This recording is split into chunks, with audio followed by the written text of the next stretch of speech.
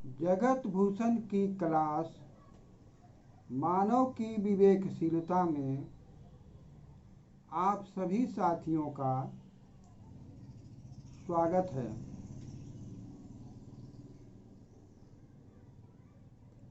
आज के एपिसोड में आज के मानव की विवेकशीलता के भाग में 21वीं सदी में डॉक्टर अंबेडकर प्रासंगिक क्यों? 21वीं सदी में डॉक्टर अंबेडकर प्रासंगिक क्यों, इस विषय पर विचार चर्चा किया जाएगा। आप इसे ध्यान से सुनेंगे, समझेंगे और लाइक करेंगे, कमेंट करेंगे, अधिक से अधिक शेयर करेंगे।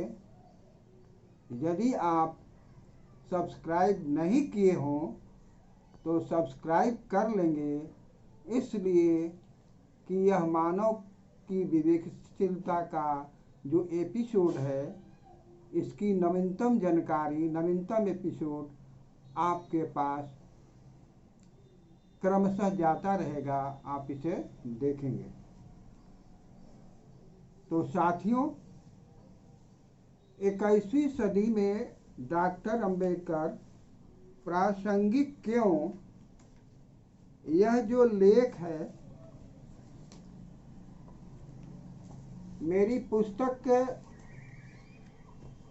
चुभन और दर्द, अनुभूति और सहानुभूति, चुभन और दर्द, अनुभूति और सहानुभूति में सम्मिलित है।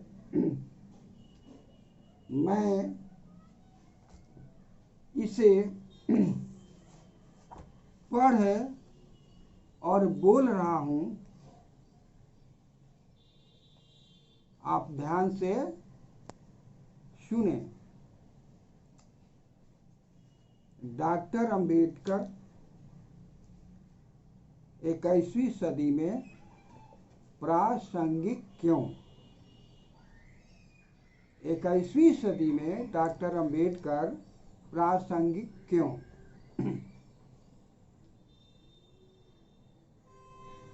प्रबल प्रेम और प्रबल घृणा का प्रभाव।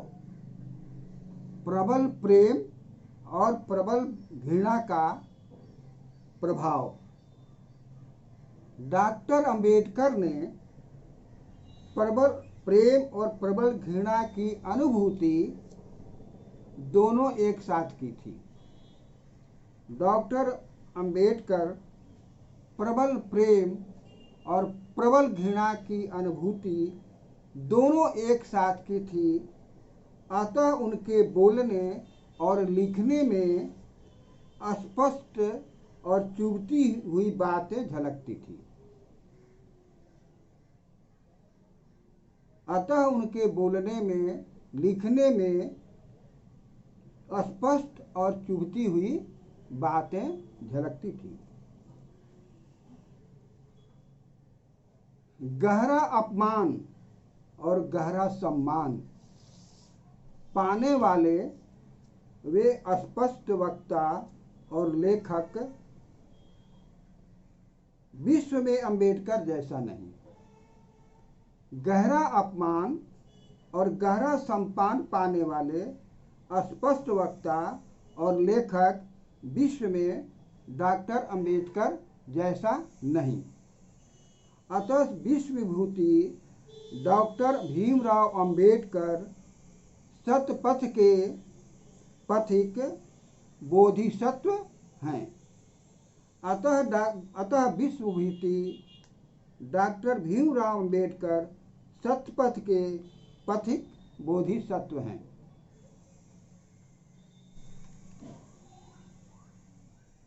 उत्पादन और निर्माण में लगे भारत के 90%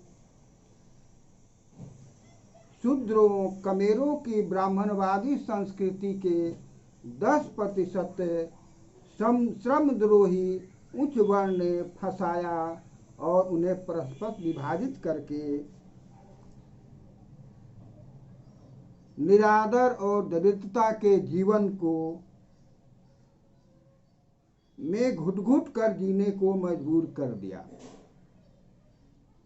उत्पादन और निर्माण में लगे भारत के 90% शूद्रों कमेरों को ब्राह्मणवादी संस्कृति ने 10% श्रमद्रोही उच्च वर्ण ने फंसाया, उन्हें परस्पर विभाजित करके निरादर और दरिद्रता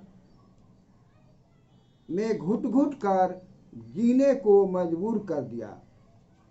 बाबा साहब अम्बेडकर उच्च वर्ण के षड्यंत्र को भांप कर ब्राह्मणवाद के नाश का बीड़ा उठाया।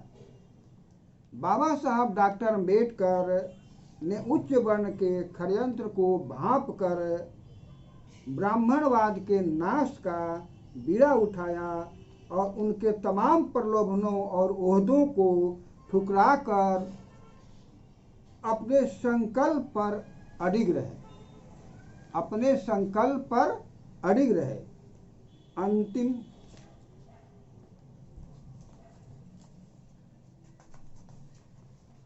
अंतिम काल में उन्होंने अपने अनुयायियों को एक संदेश में कहा।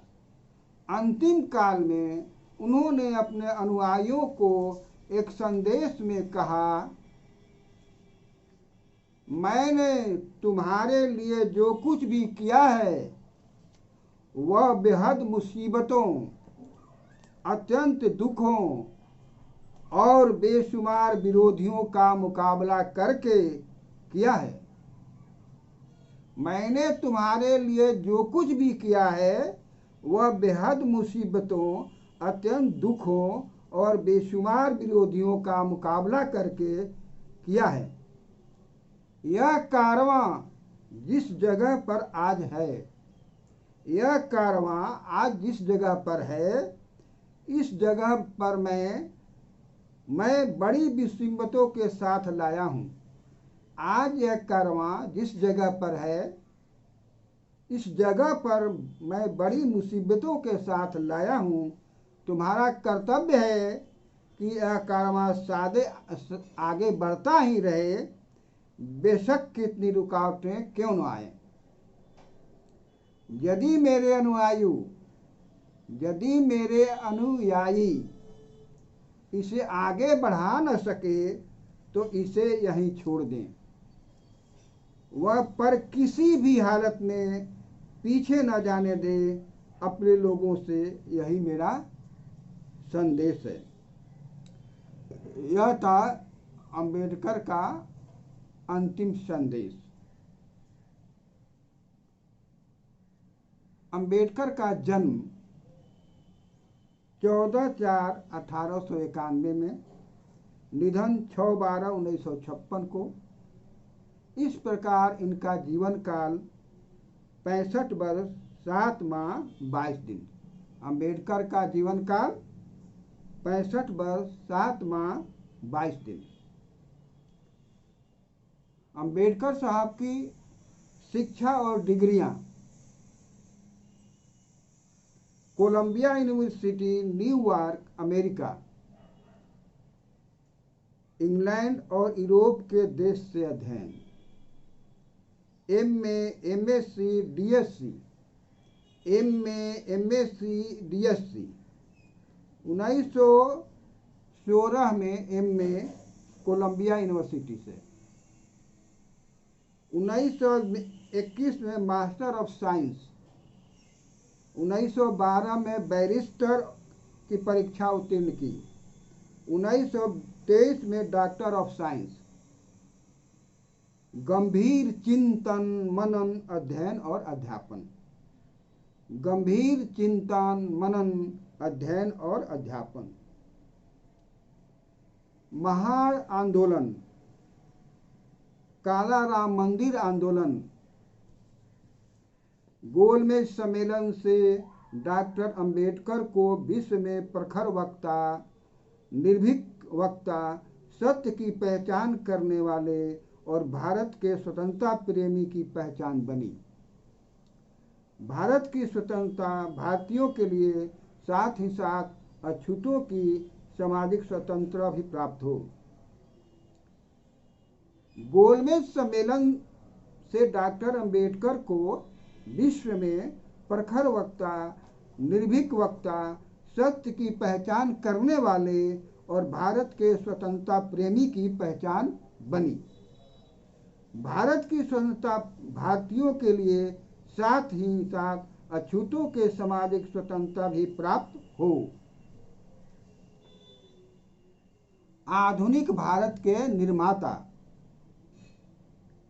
भारतीय संविधान शिल्पी डॉक्टर अंबेडकर ने अपने ज्ञान, अनुभव, चिंतन एवं संघर्षों के माध्यम से समाज के सबसे अधिक शोषित, दलित, वंचित एवं पिछड़े वर्ग में चेतना जगाई, जिसके फलस्वरूप इस वर्ग ने समाज के राजनीति एवं सामाजिक क्षेत्रों में अपनी पहचान बनाई तथा अपने अधिकार हासिल किए। यही कारण है कि डॉक्टर अंबेडकर के जन्म दिवस को चेतना दिवस के रूप में मनाते हैं। सर्वप्रथम बाबा साहब डॉक्टर अंबेडकर शोषितों, दलितों को शिक्षित बनने, संगठित रहने का आह्वान किया। इसके लिए आजीवन संघर्ष किया। सर्वप्रथम बाबा साहब ने शोषितों, दलितों को शिक्षित बनने, संगठित होने का आह्वान किया तथा इसके लिए आजीवन संघर्ष किया। अपने वैज्ञानिक तर्कों की धार से ब्राह्मणवाद के आडंबर एवं पाखंडों को काटने का प्रयास किया तथा बुद्धमय भारत की आधारशिला रखी।